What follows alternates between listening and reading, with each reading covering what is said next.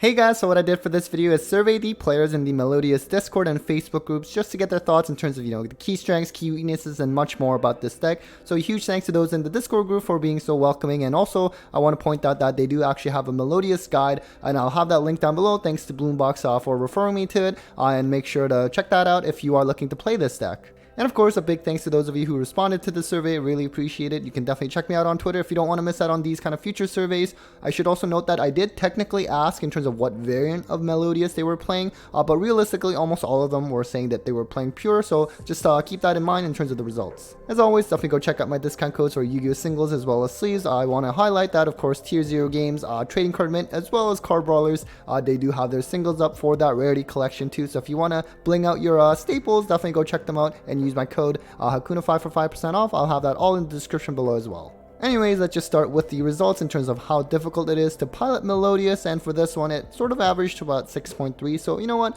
not easiest deck in the world, but at the same time not too difficult either, it seems. In terms of the consistency of the deck, they put it at 8, which is actually pretty impressive in terms of all the different decks that I've surveyed so far, so definitely something to consider. In terms of which tier they would categorize this deck, a bulk of them put it at tier 2. I think this is how it's sort of been categorized in my tier list as well, based on just YCS and regional level tops. Maybe some of the ones that were in tier 1. There were 2 survey respondents who were playing voiceless voice variants, and in that case that's probably where they belong, but for the most part I think it's pretty fair to put them at tier 2. They've been doing pretty decently well at both YCS and regional level. Now in terms of the key strengths of this deck, of course there's several. I try to summarize them. 1-card combos. This is kind of a common theme though for a lot of the decks I've been surveying lately, just because in terms of how the game has kind of evolved nowadays, but at the same time I think Ostinato is a pretty crazy 1-card starter compared to even some of the decks in the modern meta. Non-engine space is another one that's not really exclusive to Melodious either, but at the same time it is still a strength nonetheless, and something that you would prefer to have, especially in today's game. You want to be able to play a lot of hand traps, for example.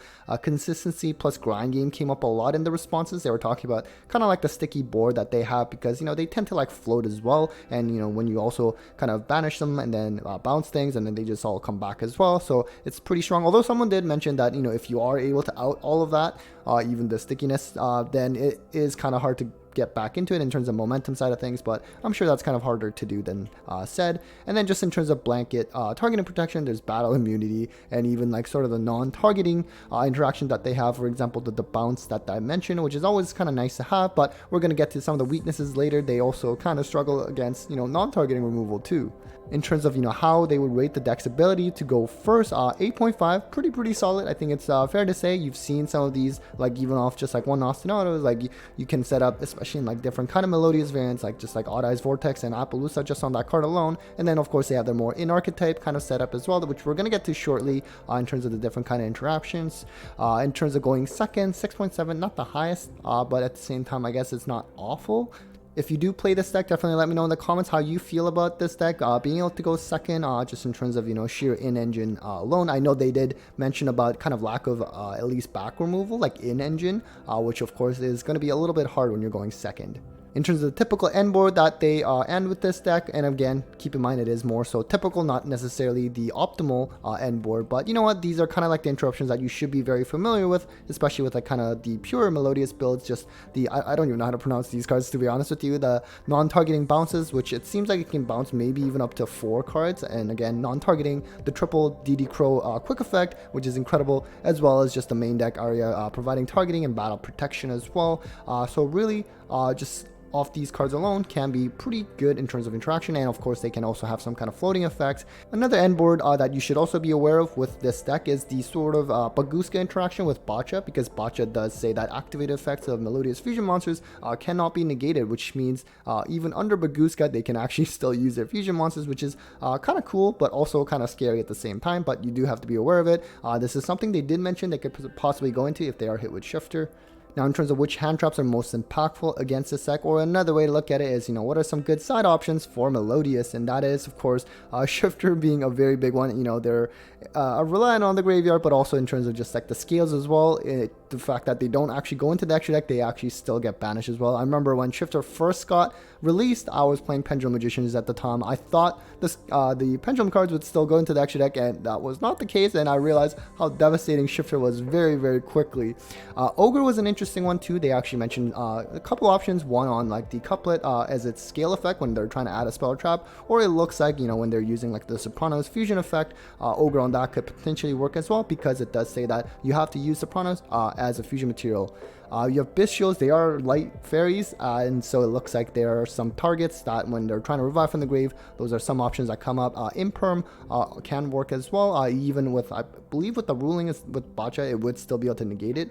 So, and then you have like something like Retaling Sea, which is basically like Shifter, but realistically no one's playing this right now, so I guess you don't actually have to worry about it if you're playing Melodious. And then you have like Ash. I mean, for example, Ostinado's ashing that, sure, but at the same time, it's not once returned like Random Fusion, so you can actually do it again, so I guess that's where that kind of comes into place. Veiler, kind of similar lines of Imperm. Contact Sea, again, it's another one where you're not really seeing this at all. It was kind of seeing play back when Branded Despia was briefly tier 1, because you basically have to use Contact Sea as like a material if you want to go into the extra deck essentially, and which is kind of hard when it's like an insect monster. So, and the rest of the hand traps are not seeing that much concern. And then in terms of the board breakers that are strong against this strategy, there's actually several notable ones. Most importantly, just things that you can't really respond with monster effects essentially. So something like Droplets, Dark Ruler, they really mentioned how devastating that is. Super Poly can also be good. Again, they're light fairies, so you're going to be able to Super Poly them away. The only thing is Super Poly, as you would see in my YCS Top Cut breakdown, it's actually fallen a lot in terms of popularity, especially among decks outside of Branded, and even Branded decks are actually not really playing that much. But I mean, maybe it comes back because, for example, Tempai Dragons, Super Poly is great against them, but it's just against Snake Eye, it's not good at all, so that's why it's not seeing that much play. Lava Golem is another one that it's good, sure, but it's not really seeing much play at all, especially with like Sphere Mode as well. Usually it's something kind of like a stun or back row kind of deck that will play. Like you've seen Labyrinth play this time and time again. You just have to be not normal summon reliant, so I don't think you have to worry too much about those ones. Book of Eclipse has definitely been, I think, one of the potential popular options that will come, because this is also good against Tempai as well. And then you have some other back row removal like Regeki, Darkhold, that kind of stuff. They did mention about LEDE, I don't know how to pronounce it, but in terms of it does provide protection effect, but apparently that card isn't really seen in the main deck much anyway, so perhaps not something to worry about. But realistically, it's not going to be good against them and evenly matched really clearly, because of the way they can kind of interact and float. It's not going to be great either.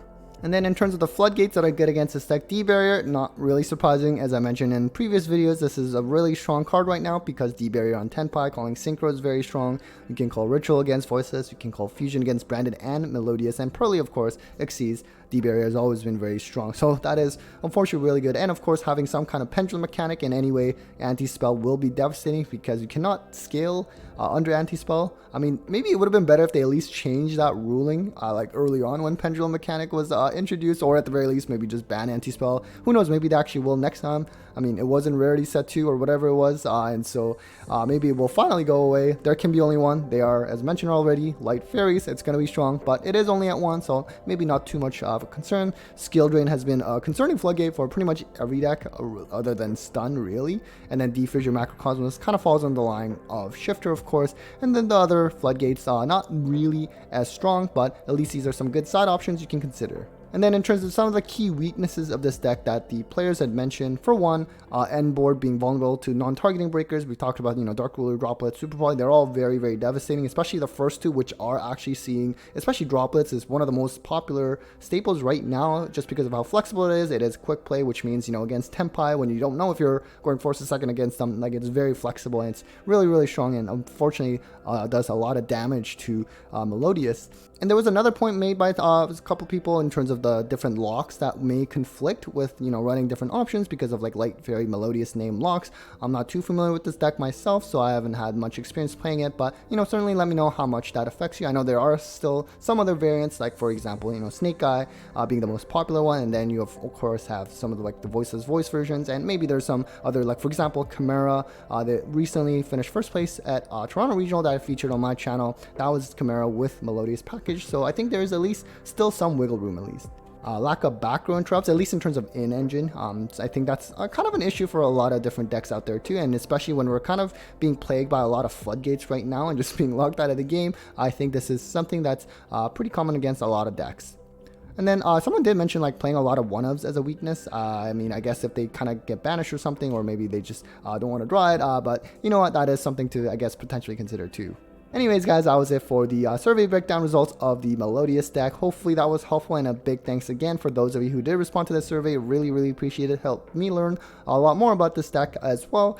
So definitely check me out on Twitter to not miss out on those kind of surveys in the future. So huge thanks to all of you for watching. Big thanks to my patrons and sponsors as always for the continued support, and well, take care, guys.